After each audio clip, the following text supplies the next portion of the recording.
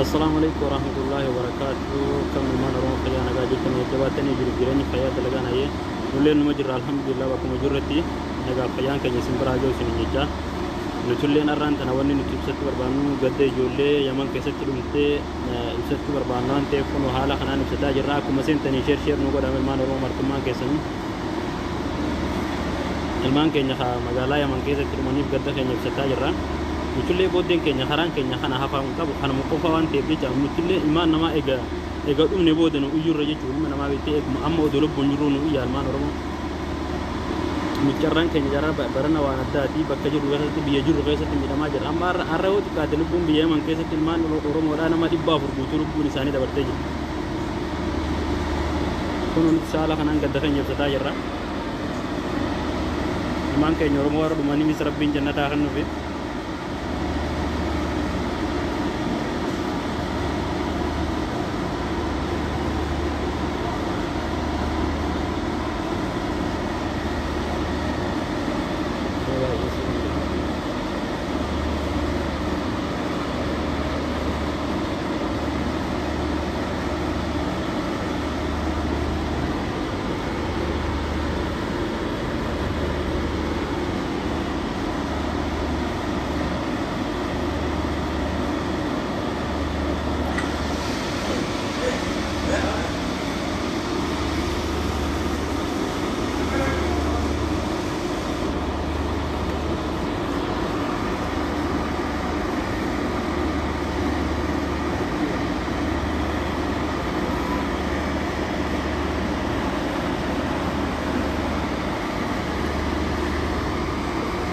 نتلي بودين كي نخران كانوا مخين نخانوا يا لما نروح بود يقلب بندق من نويجر أسوا عملوا بنجروا نويجا والله لازم وقع بوتوس كذا جرا كابسيس كابسيس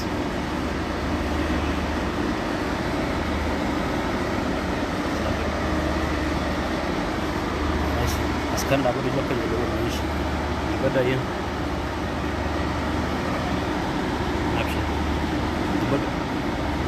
لما دائما هنا يوم كيسكتي سجل الفوت baay'ee gadda guddaa nu dhagamee nutis akka lammii tokkootitti gadda guddaa nu dhagamee jira. Haa ta'u kun waan rakkatu waan wanni godhamu jiru kan jedhaan mana hidhaa guddaa Saudi Arabiyaa keessaa gadda nutti dhagamee ibsuu taasifamuu mana hidhaa keessaa.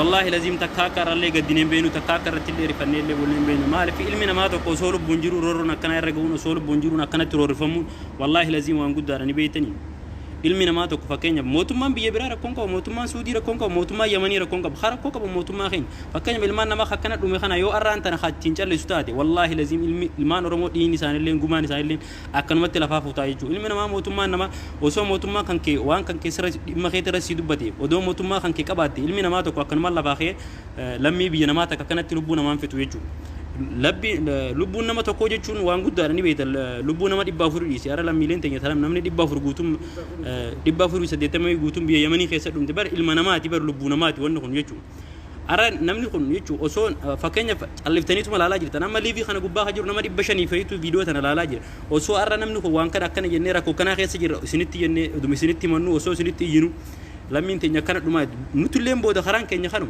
akkuma yaalala gartan kan akkuma laaltanii caaliftan kana akkuma yaan gartanii caaliftan kanaati booda beekadhu ilmi namaa tokko egaa lubbuun dhume egaa nutulleen gubannee dhumne nu iyyurra osoo lubbuun jirru osoo nu keessa jirtu wallahi lazim lammii tanya nu iyya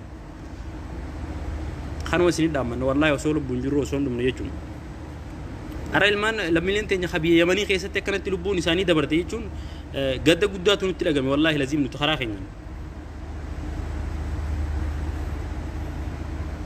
diwan kaprici bayi sebelumnya ya Ya ada kenapa? Iya ada. Semain karena. Sekarang pas. Semain karena berbeda. Namun ini gerti cara argatan kakak kayaknya cara argatin hedu jira. Orang bil arkan kam necura. Bil angkabani hedu darama jira. Asumati nama gerti nama sedi mumal loite yang sudi nisi. ati gabaabumatti waggaa dheeraadha as keessatti dararamaa jirru jechuudha. Uffata malee ziyyineetii hanga iyyamee wanni sana achumaan callisamee jechaadha. Kanaafuu lammii teenya callisuun qabdanii nuuf iyyaa isanii jechuu barbaada. Dhaamsi kiyya kanuma akkasiitii jechuudha. Ilmaan Oromoo asirratti suuraa tanaa fi viidiyoo tana ilaalaa jirtan liivii kanarra jirtan jechuudha. Wanti isin nu gochuu qabdan tokko yoo jiraate viidiyoo tana sheer godha.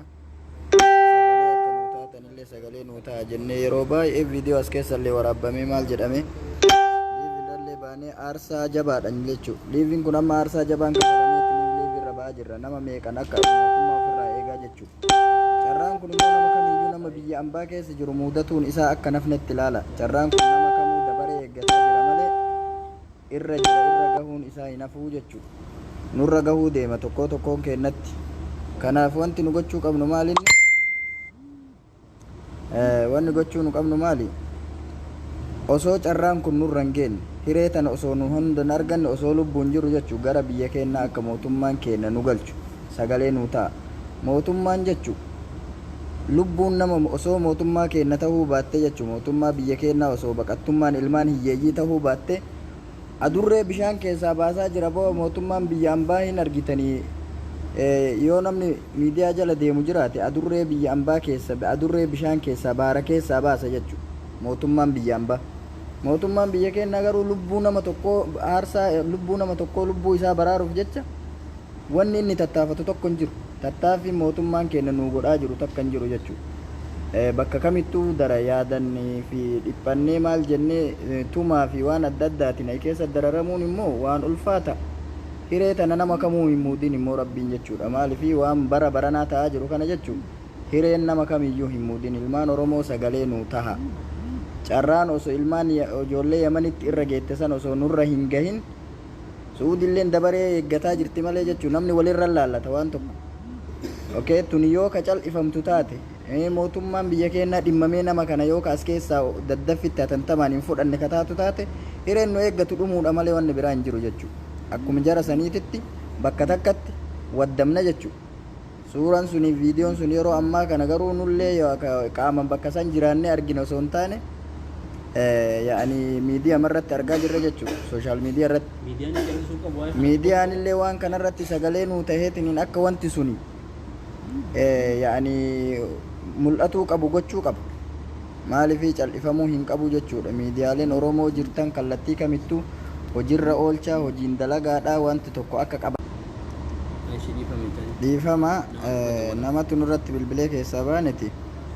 Kanaaf wanni jechuu dandeenyu maalinni akka mootummaan qabatamaan hojiitti jijjiiru sagalee qofa ta'anii iyyanii torbee takkaaf irraa buhuu osoo hin taane nama 300 hin galchaa jirra maal jedhanii yeroo baay'ee baxxansaa jiran wanti ta'e namni hidhaa keessa jiru yaa'anii miliyoona tokko yoo ta'e namni 300 hin guyyarraa galchan hin shiika qaba takka hiinni wayiitu hin jiru amata sadii nutti naanna'aa jechuu osoo mana hidhaa kana keessa jiru nama 300 hin guyyarraa yoo mootummaan torbee takka keessatti gagalchu taate kallattii kamiinuu nu amata lama yookaan amata sadii carraan nu as keessatti nu eeggatu jechuudha. Amata lama amata sadii eeynee jennaan immoo mootummaan hambaa nama hifate dhiiroo. Namni immoo obsa dhabnee namni nullee obsa dhabnee harka mootummaa bu'aa jirra. Hamma deengadda as keessatti jechuudha. Nama obsa dhabanii lagannaa nyaataa godhanii lagannaa nyaataa jechuun immoo tattaaffiidha. Tattaaffii gootee waan tokko sosochii mootummaan tokko nurra jiru jechuudha. Nyaata uffatatti murteessinetti nyaata silaa nuun kadhattan adiin. Sababuma san jechuudha mootummaan uummata ol duudeetiin nyaata lubbuu nama ajjeeftee dabarsite lubbuu nama immoo darararraan jirti jechuudha yeroo ammaa. Nyaata akka kunuun loon wanti keessatti qallabaniitti balbala itti cufanii ol darbanii fi akkasitti ka'anii biraa yaa'an. Innaa kanaaf yeroo ammaa kana haala amma kun isin argitan kanatti jechuudha baladiyyaan amma achitti argitan kun hundi qoshashaa kana keessa teennee asiin jiraanna jechuun nurraa baasuu didan akkuma duraallee kabajaa fi adabaan illee wanni nurraa ba'u tokko hin jiru. Dhumuun keenya carraa ijoollee Yamaniin argatte san argatuun keenya homaa shakkii hin qabu waan ta'eef dhiiroo osoo waa takka hin taane jechuudha bakka kana keessa sagalee nuu taati miidiyaan Oromoo jechuudha kallattii jirtan kamittuu sagalee nuu taatanii akka as keessaa nu galchitanii gumaan ilmaan Oromootiif ilmaan Itoophiyaa ta'amma Yamanitti namni lubbuun nama 480 ta'umti tunis osoo mootummaa gaarii ka qabaannu taate fakkeenya addunyaa taati jechuudha. Lubbuun ilma namaa takka darbuu hin danda'u. Hagana immoo amma beeki addunyaan akka nu tuffattetti ilaalle kanaaf akkasitti sagalee nuu ta'a jajjabaadhaadha. Namni biraa yoo yaada qabaate yaada abbaa Oromiyaa asirratti maaltu isinit dhagama gadda kanarra abbaa Oromiyaa haala jiruun maal jechuudha? Guddaan natti dhagama, gaddi guddaan natti dhagama. Ilmaan Oromoo gartee 480 Yamanitti gartee sababa boombii nyaata jara didaniitiin sababa boombii itti facaatu sagalee isaanii nama 480 nutis karaan keenya kanuma. Dheengadda as keessatti jiddaa kana keessatti nama hedduu tumaa fi uleen dararaa hedduu irra ga'ee ture. Nyaata diduudhaan ilmaan gartee Itoophiyaan as keessa lammii Itoophiyaa malee lammiin biraan jirtu jechuudha. Lammiin asirra rakkataa jirtu. Mana hidhaa kana keessatti lammii Itoophiyaa qofa. Lammii Itoophiyaa kana akka nama mootummaa hin qabneetitti maaf dararamnaa, maaf lubbuun teenya dhabamti, mootummaan keenya maaf callisee waan kana argaa jira. Miidiyaa adda addaalleen argaa jiranii namni illee liibii seenee gisee hunda dararaa kana himaa jira. Har'a immoo gaddi guddaan nutti dhagahame. Nama 480 kun akkanatti ibidda waddamuu jechuun gadda guddaa nu biratti lammiin hin jirtu jechuudha. Itoophiyaan guutumaan guututti sanaa kana keessa mana hidhaa jawaazaa sanaa kana keessatti 480 dhumuu jechuun waan guddaadha. Nutillee kanuma nu eeggataa kanuma nu madatu deema. Dheengadda nama lagannaa didee jecha midhaan akka sareetitti nu jalatti ol darbanii tuumaan asii ol nu naqaniitiin qayyilabaashii nutti gannaqan uummata gartee dhiiga namaa hin qabne nutti gannaqanii nu fixan. Nam sadiitu dhume. Nam sadiin sun hin dubbatamne. Dho'isaadhaan dhume mootummaan Zuudillee nam sadi galaafattee jimma callifame nullee karaan keenya kanuma sagalee nuutaa mootummaan keenyallee maaf nutti callisaa waan kanaa kanuma yaanni kiyya ana guddaan natti dhagame immoo gadda guddaan natti dhagame isinitti haa dhagamu akka nutti dhagame kanatti kanuma yaanni kiyya. Galatooma ulfaadhaadha.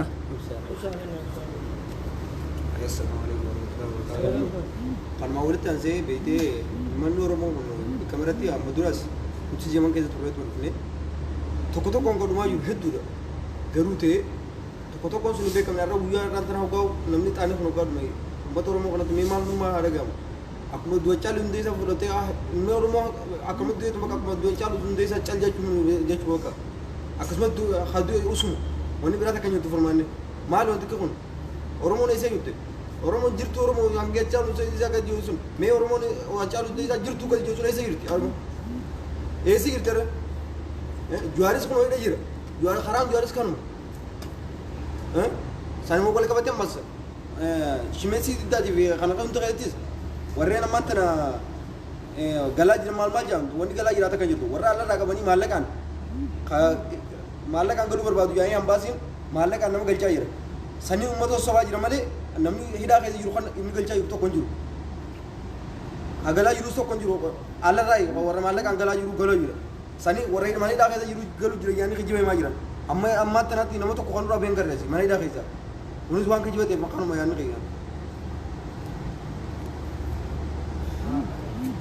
Galatoomii ulfaadha ilmaan Oromoo asirra seentanii liibii kan hordofuu keessaniifillee haala waa hundaatittu immoo furmaata barbaannaa furmaata asii akka itti nu mootummaan kun asii nu fuudhu sagalee nuu ta'a bakka jirtanitti wanni nu gochuu dandeenyu yeroo baay'ee maalinni sagalee nuu ta'a tana sagalee kadhataa jirra namni tokko bakka kanaa dhufaa nu baasaa humni ittiin isin dhuftanii nu baaftan tokko hin jiru as keessaa jechuudha sagalee qofa nuu ta'a eenyu viidiyoo tana sheer nu godha addunyaa waliin gaha akka sagalee mootummaa irraa argannutti jijjiirama wanti tokko dhufuu qaba as keessatti namni 300 guyyaa yookaan torbetti galu kunillee wanni hiika inni qabu takka hin jiru nama asirraa galu tokkolleen argine akkuma amreef obboleessi keenya jedhe nama asirraa galu hin argine nama jiizaan irraa dhufee amata tokkoo fi ji'a 5 as keessa jirutu jira inni kan galle carraan nama biraa immoo kan hin gala jennee nu abdannu tokko hin jiru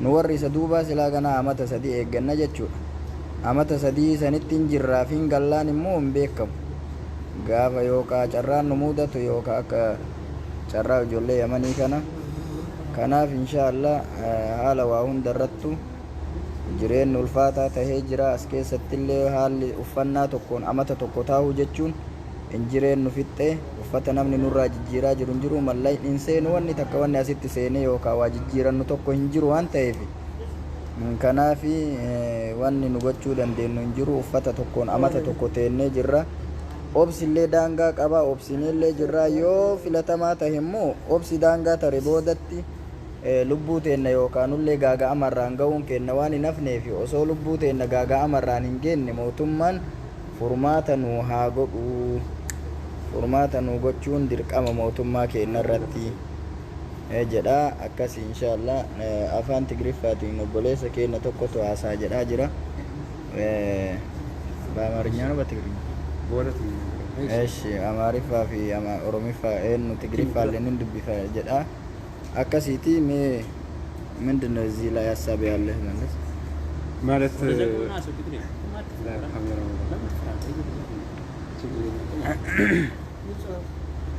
እሺ እኛ መናገር የምንፈልገው ማለት ነው እኛ ያው ዓለም ሚዲያዎች እንዲደርሱልን ነው ህዝባችን እየተሳቀየ ያለ በጅዳሽ ምሽት እስር ቤትና በየመን ሰዎችን እየሞተ ያለቀ ነውና ዓለማችን እንዲደርስልን ሰው እንዲደርስልን ሚዲያታት እንዲደርስልን ሼር ማድረግ ተባብሩ በቃ እኛን ትብብር እንድታርጉልን ሼር ማድረግ ነው ይሄ ሚዲያታትና በሰው በየመንና በሶዲ በጅዳ እስር ቤት ሽመሽ ላይ ሰው እየተሳቀየ ያለ ምክንያት አንድ አመት ከምናምን እየታሰረን ያለ ነው ስለዚህ አቤቱታችን እያቀረብን ያለ ነው ወደ ሚዲያዎች እንዲደርስልን ሼር በማድረግ ተባበሩን አንድ ደቂቃ ስራ ነው እና በትግርኛም ያው حاتم عاري وزي حدا عمت بالعل تأثرنا بجدة شمش اسر ቤት ስለዚህ لما አንተ የመስተረፈ 480 ከሰባት ዝኾን ላክል ሞይተም ወለው ስለዚህ ኣብ ጅዳውን ካብ ዓመት ብላዕሊ ብዘይ ምንም ወንጀል ተኣሲርና ብስቃይ ብኻሊ መንከራታት ብርሃቤ ወዚ ባዕልና ኩሉ ግዜ ብበትርታት ንሕልፍ ኣለና ስለዚህ ይሄ ዘውዝኛ ነገራት ዘውዝኛ ስቃይና ለሚዲያታት በፅሕና ዓለም ክፈልጠልና ሸር ብምንጋር ተሓዋርና ታንክ ዩ kanuma namni yaada biraa qabaatee yoo jiraate Abdullah sila Amaranya tanaga na ba Amaranya tanaga okay akkana inshallah jajjabaadhaadha Muhammad sila ايش خلاص نتيلين دراي قد نتبسطوا بربان قد مخينا المان ورمو خي مقالا يا من كيست لماني في نتلين بس خران كان يبود نساخن وتور سند امني اصول بنجرون ويا سن جني خن مسند دبتا جرا اسمان قد خن يلي بسني بس وان جرو چلفنيتا اوريو بود دبنه تما يو دمنلي اسمان دم نجني بيتي سني باني دبتو جرا دبنو لي نمني فرمات نو في دنجرو موتمان كينيا خكناتي اسني خو دبتن فكينيا بغيا لما تو دبتني چلستني مال في علم ما تو بكدو هنگ دبتو قبا هنگ اوبسول لي والله لازم امانتن اودو تك obsafitannee jirra haalam ilmaan oromoo itti dhumaa jiran kana boodden karaan keenyallee wallahi takka waan takka waan afaqabu miti ni beeta kanaafuu odoo lubbuun jirru osoo nu keessa jirtu wallahi nu dhaqqaba kana siin dhaamannaa ammoo iddoo takka nuuf galatoo madhaa nagaan nu jiraadhadha hanga gisee